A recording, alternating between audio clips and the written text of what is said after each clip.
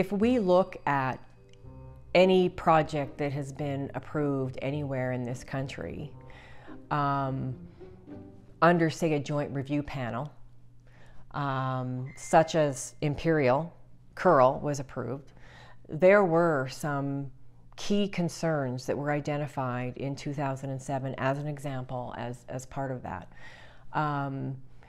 Were those concerns then transitioned into approvals for Imperial Curl? Were they transitioned into heightened expectations of performance in approvals to align with policy objectives of the Government of Alberta?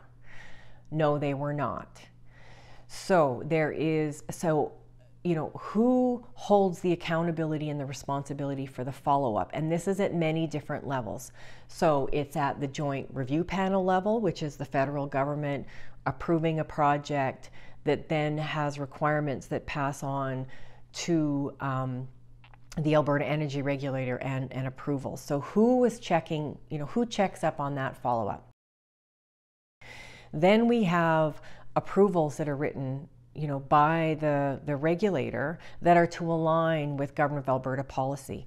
Well, who checks up on that relationship?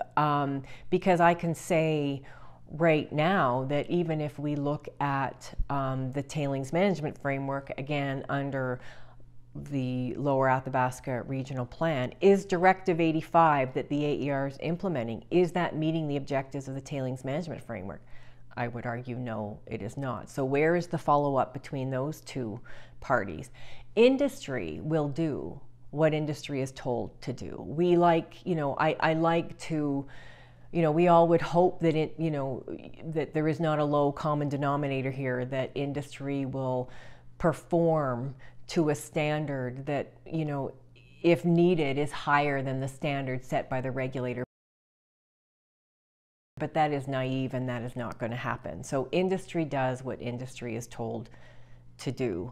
And so then so in addition to the follow-up loop between, say, the federal government and the province of Alberta in terms of a project approval, in addition to the follow-up between the Government of Alberta and the AER with